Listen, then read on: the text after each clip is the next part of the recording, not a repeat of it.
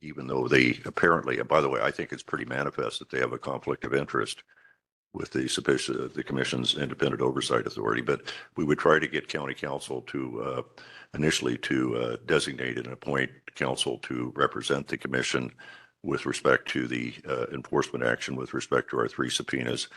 But failing that, we would try to secure independent counsel be appointed by county council to represent us.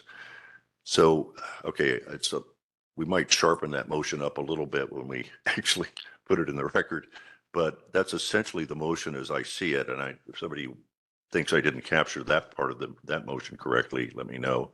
If not, I need a second. I'm making the motion, so I need a second. Okay. So let's discuss if we need further discussion as to whether the commission, which has been totally stiffed by the sheriff's department in terms of producing a custodian of record, should go into Superior Court to enforce our subpoena. I asked members of the commission if they want to express comment or discuss that further. Patty? I don't think we have a choice to not pursue. We submitted, this has been a long standing thing. We've submitted them. Right at the moment, we're not getting a response. Guardian of records did not show up. So I just think that we don't have a choice but to continue to pursue and try to gain this important access. Thank you, Patty. Other comments or discussion before we call for the question? I don't see any, so I think motion's been moved and seconded. I think we probably should have a roll call vote since this is potential litigation. Tracy, you want to call the roll on that question, on the motion? Yes, I will call the roll when I call your name. And if you're in favor of the motion, please say aye. All those opposed, please say nay. Chair Robert. Hold it. We have a hard stop at 1, but we need public comment before we actually vote on the motion. Is there any public comment? I know this was part of the notice, but is there any public comment on this, Tracy? Is Deanna Brock available?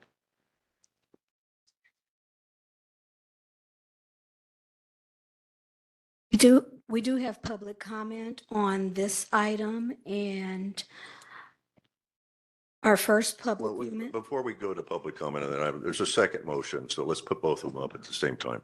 So the second motion, can I do that? Because we don't want to split these up in terms of public comment. The second motion is to authorize the chair and the executive director as soon as possible to secure counsel to defend the Sheriff's Civilian Oversight Commission in a declaratory relief action that the sheriff has filed yesterday, in which he is raising the issue as to whether or not he can provide confidential documents and information to ad hoc committees of the Oversight Commission.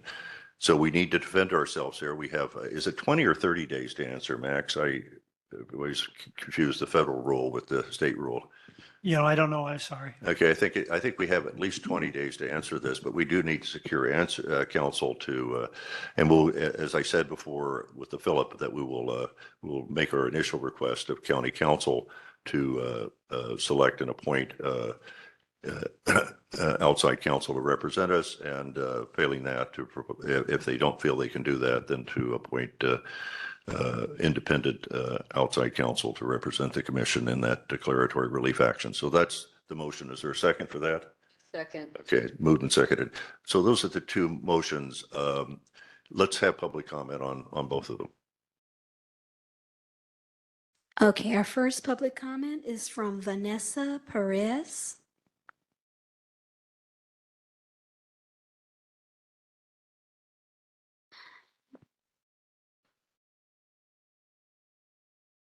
My name is Vanessa, and I want to put a face.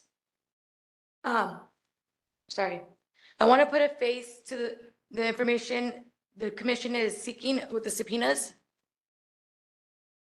On July 27, 2020, LASD detained 22-year-old Joseph Perez, who was experiencing a mental health crisis. Instead of bringing him to the hospital as requested, Joseph was held in jail. He was released, and while he was still in crisis, I was not called or notified when they were releasing him. The same night, 7 deputies beat Joseph. I greatly appreciate this commission's decision to issue a subpoena for LASD's report on Joseph. Nearly 5 years after his beating, I still have many questions about what happened to my son, Joseph, that night, and whether or not this use of force was properly investigated by LASD, which said that Joseph's beating was in policy, especially with what we learned about industry Indians since 2020. I was very grateful for the commission for issuing the subpoena to get to the bottom of what happened to Joseph. County Council advising LASD not to comply with the COC subpoenas is allowing LASD to hide information and means that this commission cannot look into cases like Joseph's. The people voted for this commission to have a subpoena power so it could get to the bottom of cases like Joseph and make sure deputies are held accountable for their actions and to protect community from violent police officers. I thank this commission for moving forward with these subpoenas, and I encourage you all to do whatever is necessary to get this information. Thank you. Thank you. Thank you. We have no further public comments at this time, Chair. All right, so can we vote on both motions together or do we need to separate them out? Well, let's just vote on the first motion and let's have a roll call vote.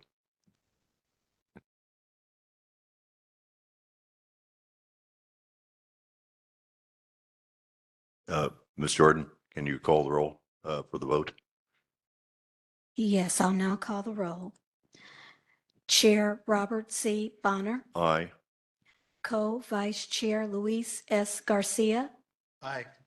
Co-Vice Chair Hans Johnson, Yes. Commissioner Arthur Callaway, Aye. Commissioner Irma Cooper, Aye. Commissioner Patricia Giggins, Yes. Commissioner James P. Harris, Yes. Commissioner Jaman R. Hicks. Yes. We have 8 ayes, 0 nays, 0 absent. The motion passes. Thank you. Now let's call for the second motion, roll call vote. The second motion, Chair Bonner, Aye. Co-Vice Chair Garcia, Aye. Co-Vice Chair Johnson, Aye. Commissioner Callaway, Aye. Commissioner Cooper, Aye. Commissioner Giggins, Yes. Commissioner Harris, Aye. Commissioner Hicks. Yes. We have 8 ayes, 0 nays, 0 absent. The motion passes. Right, thank you. And thank you. We've taken a lot of time on this, but it's an extraordinary important milestone for this commission to take the action of enforcing our subpoenas.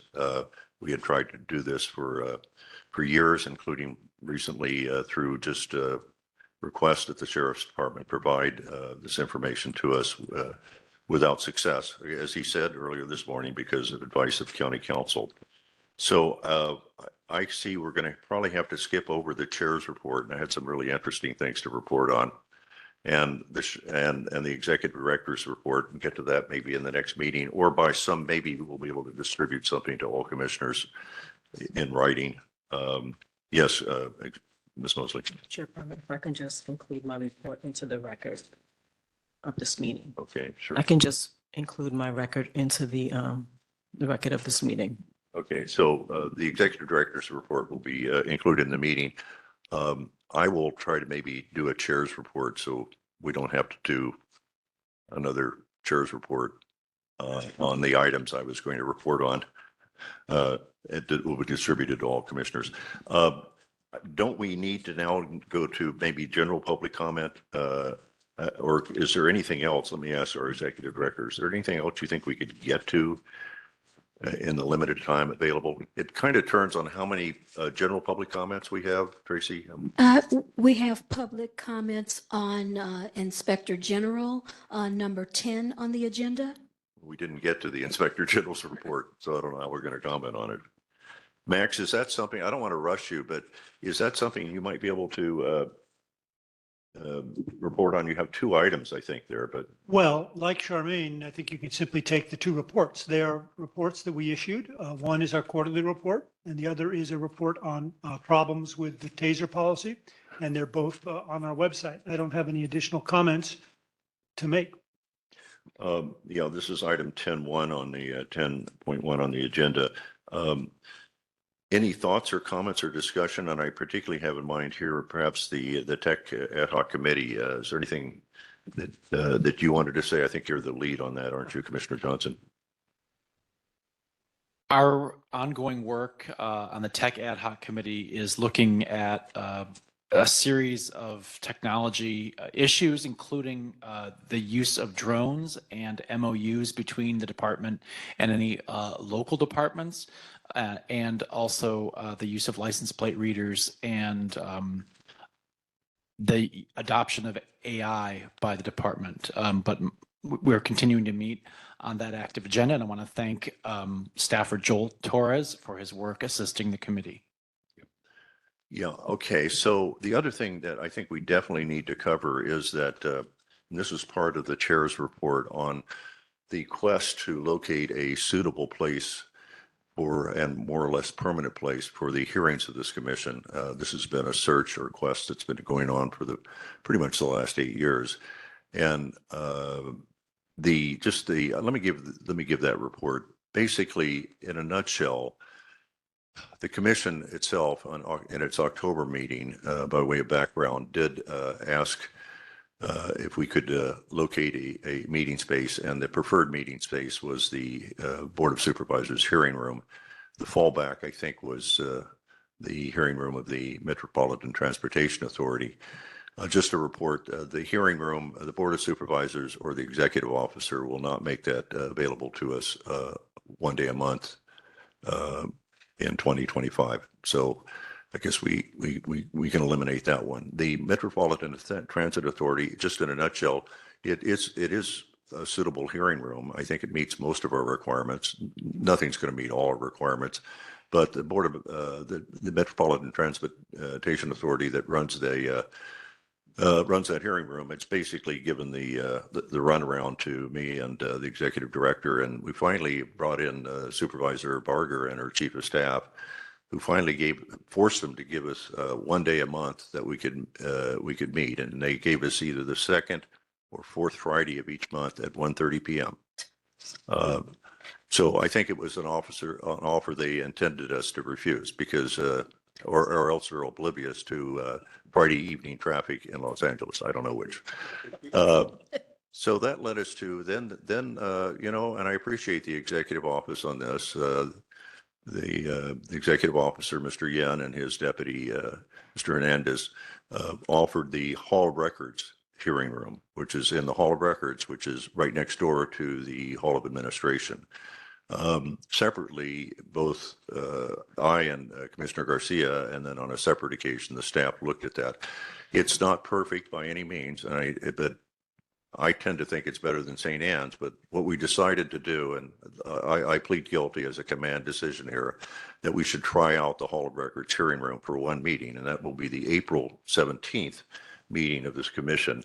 And it's where's the Hall of Records meeting room? It's on Temple Street someplace. Anyway, it's right next to the Hall of Administration. So that's my report on an update with respect to our quest for a hearing room. Any thoughts or discussion before we maybe move on to the next item? Where are we on the agenda here? We just did A. Did we do A? Oh, there's an act. Oh, I don't think we need a motion on that, so I'm not taking one. I think it's the executive director and the chair that need to decide. Now, it's not permanent. After we meet at the Hall of Records, all commissioners are going to be heard as to their preference, whether it's St. Anne's or whether it's the Hall of Records, because I think those are going to be our only two choices going forward. Well, let me also report on 9.1B, which is the all hands meeting we had with the commission staff. Let me just say, I thought it was a really great meeting.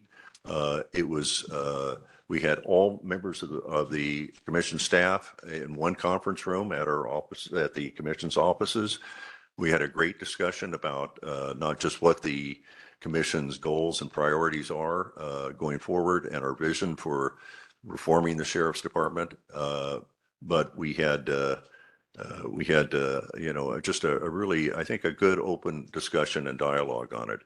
Commissioner Johnson, the ad hoc committee on governance, at least some of us were there. Both Commissioner Johnson was there and Commissioner Giggins attended virtually, but everybody else was in person.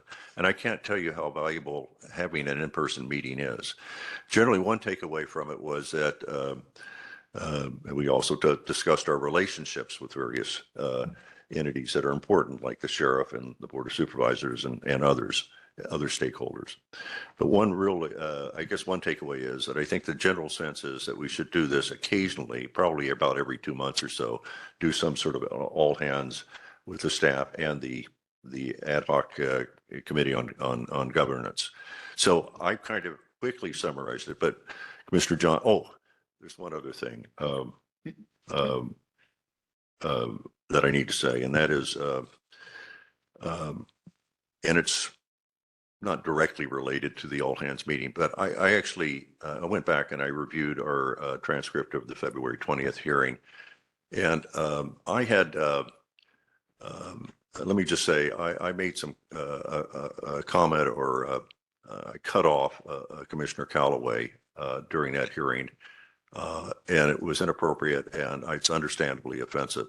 I must say, by the way, I immediately apologized at the recess to Commissioner Callaway, but it's so bad. I just want to make a public apology to him for my inappropriate cutting him off and not really just letting him be heard, because every point he's ever made, I have great respect for Commissioner Callaway. Every point he's ever made, I've ended up saying, that's a damn good idea. So anyway, and I also want to apologize to it's a temporary staff member, Joel Torres, because he was starting to report on something and I abruptly cut him off, and my apologies to you, Joel, as well. And I just wanted to put those things on the record. So, so let's go back to let's not discuss my apologies, but let's unless you really want to. Yeah, we have public. Is there a motion on that? I mean, but let's, the all hands meeting. Hans, tell me what, I mean, at a high, obviously there are things we discussed there that we actually don't want to, we're having kind of a private discussion with our staff. So there are things that we probably don't want to go into, but what were your takeaways? Well, I just think the governance functions of this commission are all the more dramatized by our activities today and the weightiness of the governance considerations that we have to navigate.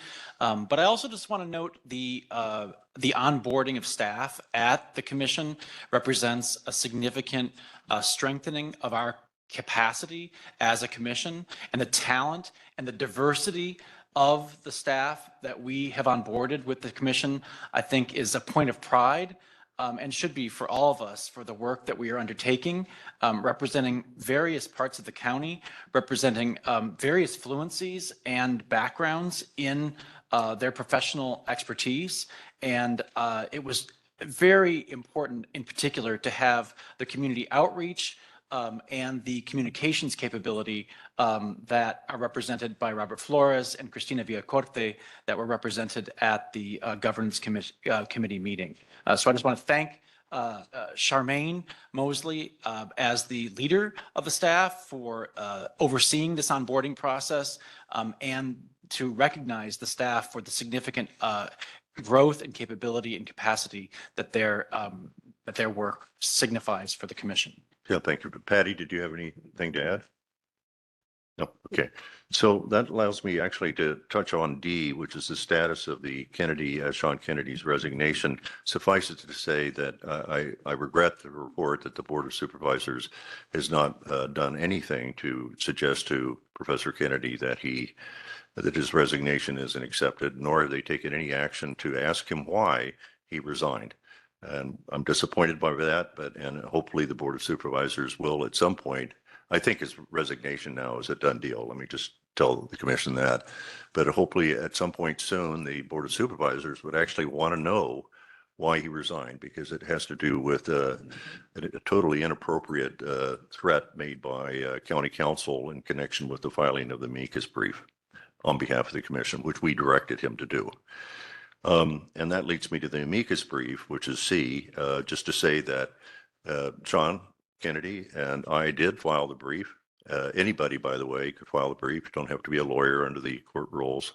All of these rather frivolous arguments that the county council made in a series of letters to the Court of Appeal. If you want to read those letters for your own amusement, they're all attached to the agenda. I hope nobody on the court had to read them, but I know there's some law clerk somewhere laughing his fanny off. But anyway, just a report that the Court of Appeals denied our application to file the amicus brief. County council opposed it. They said we couldn't file it. We didn't have authority to file it. We'd filed one before, by the way, with the Supreme Court of California, but no, we can't file this. This is what we're up against with county council. So they actually opposed and asked the court, in essence, to strike our brief, disregard it. And I can report that the Court of Appeals did deny our application to file an amicus brief. By the way, personally, I don't think it's because of the county council's position. I mean, they denied some other amicus applications, and we don't know why. But it certainly didn't help that the county council was telling the Court of Appeal that they should disregard and deny and strike our amicus brief.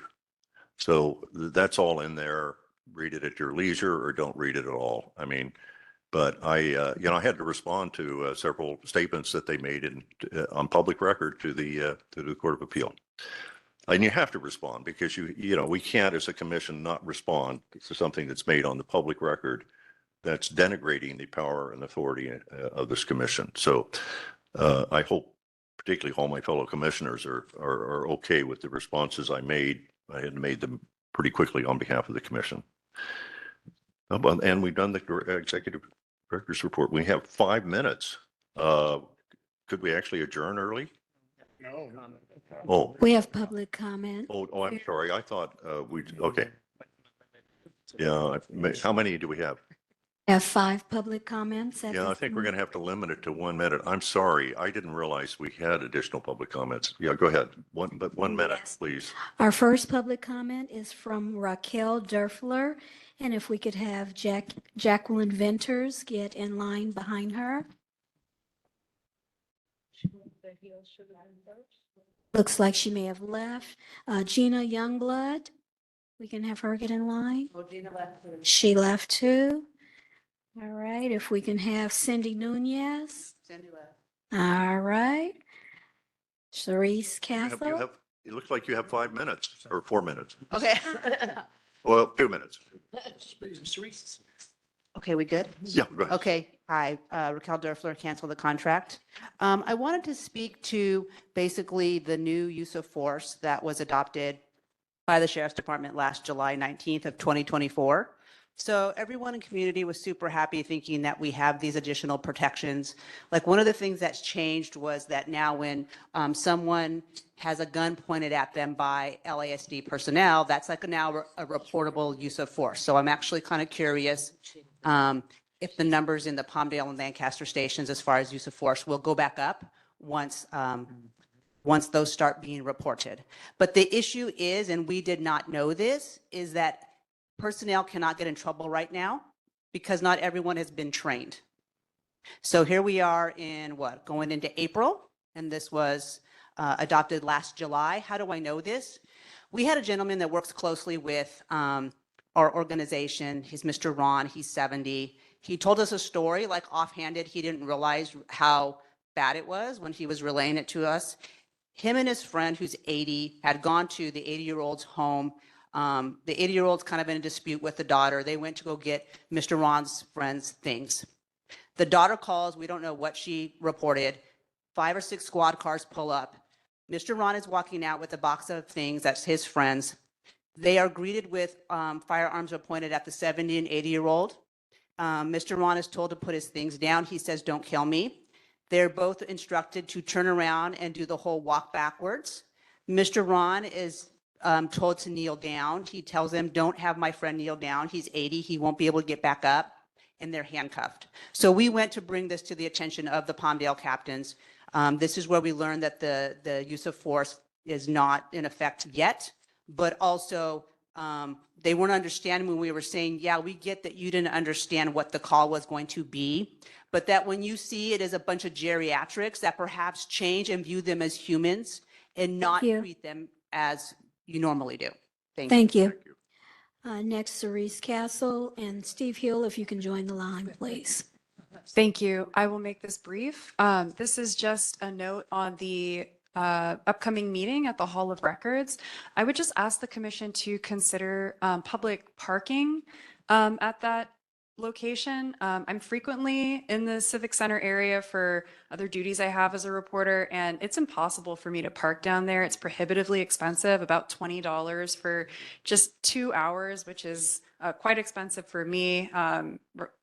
I would imagine it might be prohibitively so for other folks. There is public parking available, but it's quite a distance away from the Hall of Records. I would say probably about at least a quarter of a mile, maybe even a half-mile walk. And even when you park in the public parking spaces, it's limited to 2 hours. These meetings, as we all know, go for several hours. So I would hate for people to have to miss something to go out to feed the meter, maybe miss their chance to make public comment.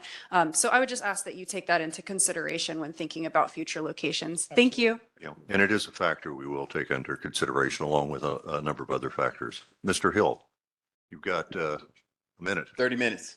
Thank 30 you. minutes. Just once again, I'm just asking the board for some kind of recourse to get justice. March 7th, 2022, I was arrested by the state DOJ after being placed on the list by Los Angeles County Sheriff's Department.